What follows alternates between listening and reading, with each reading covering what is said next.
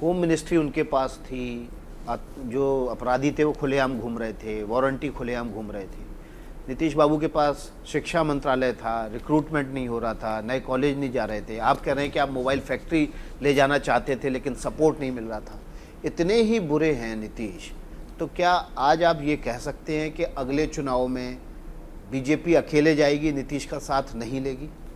देखिए, पहली मैं बात कह दूं, अगर वो हमारे नेता हैं, मुख्यमंत्री हैं, तो अंदर में तो हम कहते थे ना, ऐसी बात नहीं, हम लोग की बातचीत तो होती थी ना, लेकिन संकेत सामने आ जाता था कि अब ज़मीन को ज़्यादा चाहिए, बाकी चाहिए, तो उसकी जो समस्या होती है वो मैं आपसे संकेत में मैंने कह दिया। मैंने आगे के बारे में साफ कह दिया कि मुझे नहीं लगता है नीतीश जी भाजपा में कोई संबंध बनेंगे ना। अगर आप 2024 की बात करें, अगर नीतीश कुमार प्रधानमंत्री पद के उम्मीदवार बनते हैं तो एक आम बिहारी मतदाता के लिए एक बिहारी को प्रधानमंत्री चुनना वो ज़्यादा महत्वपूर्ण होगा या नरेंद्र मोदी जी को प्रधानमंत्री चुनना? आप शायद बिहार के लोगों की अंडरस्टैंडिंग को कम करके आंक रहे हैं। बिहार के लोग बहुत अनुभवी हैं। ये बाबू राजेंद्र प्रसाद का बिहार है, ये कर्पूरी ठाकुर जी का बिहार है, ये लोकनायक जयप्रकाश नारायण का बिहार है, ये बाबू कुंवर सिंह का भी बिहार है। समझे आप? हाँ, और मैं जो कह रहा हूँ उस बात को आप समझिए। अब वो देवेगौड़ा और गुजराल की पुनरावृत्ति नहीं चाहते। स्थायित्व हो, गुड गवर्नेंस हो, गुड डिलीवरी हो। और नीतीश कुमार किस बैसाखी पर खड़े रहेंगे, उसमें कब गिर जाएंगे। लेकिन ये सवाल तो बड़ा काल्पनिक है दिबांग बाबू।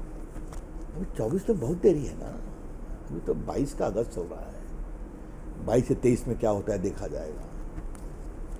और एक मैं आपसे बात मान लूँ, मतलब क्या हो सकता है? नहीं पर मेरी बात तो, आप विपक्ष की बात कर रहे हैं कि अपनी बात कर रहे हैं? जी नहीं, मैं उस महागठबंधन के इतने गांठ पड़ने की संभावना है, इसमें इतने गड्ढे आने वाले हैं कि अब क्या कहा जाए।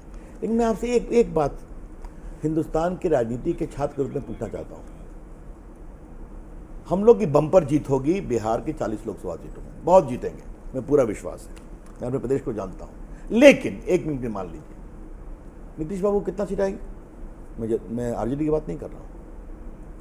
तो इतनी कम सीट पर आकर के आप प्रधानमंत्री का दावेदारी करेंगे तो बाकी लोग क्या कहेंगे, हम लोग क्या कर रहे हैं?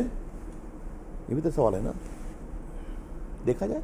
चलिए अब आगे चलते हैं। जैसे कोर कमेटी की बैठक हुई, आपने कहा कि हम 35 सीट जीतना चाहते हैं 40 में से।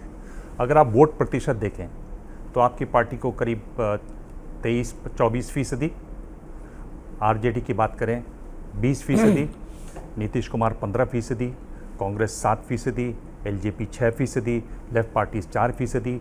अगर आंकड़े को जोड़ें तो इसमें तो कैसे आप जोड़ेंगे फिर 35 सीट? कहाँ से आ रही हैं वो 35 सीट, कैसे आ रही हैं? 2-3 जवाब सुन लीजिए आप। पहली बात है कि आपने जो बीजेपी की सीट वोट परसेंट में जोड़ा, नीतीश जी का वोट भी हमारा वोट है। उसके लिए नरेंद्र मोदी ने सम्मिलित रूप से प्रयास किया था और 43 वो आए तो क्यों आए। मैं तो फिर कहूँगा 2020 का चुनाव हम लोग जीते जब मोदी जी सेकेंड फेज से कस के बिहार में कूदे। याद होगा जंगल राज के 2 युवराज अभी आए थे बिहार में प्रचार देखने, मुझे याद है, विधानसभा के चुनाव में। और मोदी जी ने अब कस के तो फिर सेकेंड फेज में हम लोग पिकअप किए, 3rd, 4th, 5th हम लोग स्वीप कर गए। बीजेपी का आप बिहार में कितना वोट मान रहे हैं फिर? अब ये सब तो बैठिए ना, कैंपेन पिकअप करने दीजिए ना, लड़ाई होने दीजिए ना। आपको तो सब याद हम तो सड़क पे उतरने जा रहे हैं ना, आपको तो सब याद और हो सकता है हम स्वीप कर जाए पूरा, ये भी देखिएगा। अभी हम आप है ना, चलिए बात करेंगे। चिराग पासवान की पार्टी से जिन लोगों ने कंटेस्ट किया वो आपके पार्टी से गए और आपके पार्टी के कैडर उसमें एक्टिवली इन्वॉल्व थे वोट ट्रांसफर में। तो आपने चिराग पासवान के द्वारा नीतीश कुमार को वीक नहीं किया? देखिए, मेरा इसका उत्तर बहुत स्पष्ट है।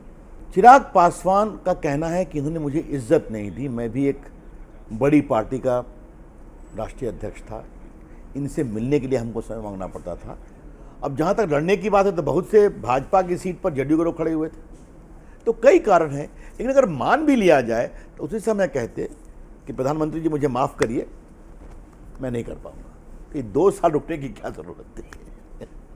आप अभी कह रहे थे कि चूंकि जो उनकी सीटें हैं वो भी आपकी सीटें हैं, यही बात तो वो भी क्लेम कर रहे हैं कि जो आपकी सीटें हैं दरअसल वो उनकी सीटें हैं। अब देखिए, ऐसा है कि फिर हमारे उनके रिश्ते नए हैं क्या?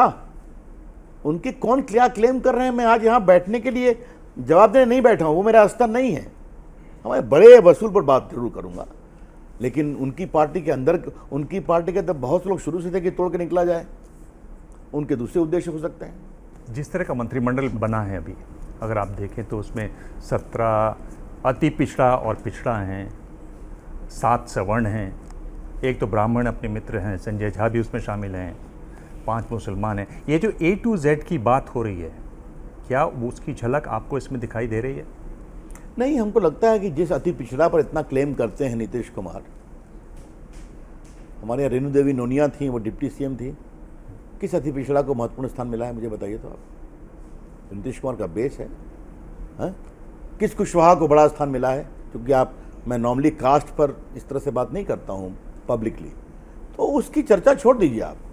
हाँ, तेजस्वी जी ने पूरा अपना MY कंबाइन को बड़ा बोल्डली दिखाया है, और जैसा भी होगा, जो भी होगा, कितना भी दागी होगा, हमारा M1 खुट्टा ठाक के रहेगा, उन्हें दिखा दिया। बिहार में रोजगार की एक बहुत बड़ी समस्या है, और अभी आपने देखा कि 15 अगस्त के भाषण में नीतीश कुमार ने 20 लाख रोजगार देने की बात कही है। ये बात वो पहले भी कह सकते थे, लेकिन अभी ये बात कही है, तो ये रोजगार कहाँ से आएंगे? देखिए, इसका जवाब तो प्रदीप सौरभ जी आपको उनसे पूछना चाहिए, लेकिन इस 20 लाख का भी एक संदर्भ है, क्योंकि तेजस्वी जी ने 2020 के चुनाव में कहा था कि मैं 10 लाख लोगों को नौकरी दूंगा, तो बनते हमारी पार्टी ने पूछ दिया, तब वो सवाल नीतीश कुमार के पास गया, तो उन्होंने कहा 10 क्या, हम 20 लाख देंगे। नौकरी देने के लिए पूंजी निवेश जरूरी है, नौकरी देने के लिए प्राइवेट सेक्टर का आना जरूरी है, नौकरी देने के लिए IT का एक्सपेंशन जरूरी है, IT में सबसे अधिक नौकरी मिल रही है, ये करना पड़ेगा, वहां करने में कठिनाई रही है, इससे अधिक और मैं कुछ नहीं बोल पाऊंगा। क्या मजबूरी है मेरी, बताइए। मैं अभी आपको बताती हूँ कि मैंने ओए होए होए होए नमकीन के चटकारे लेते हुए टकटकी मार के डिबेट शो को पॉज रिपीट कर करके देख रहे हैं जोगिंदर जी। इनकी तरह आप भी देखें अपनी फेवरेट डिबेट्स को रिपीट कर, और डाउनलोड कीजिए ABP लाइव ऐप अपने स्मार्ट टीवी पर।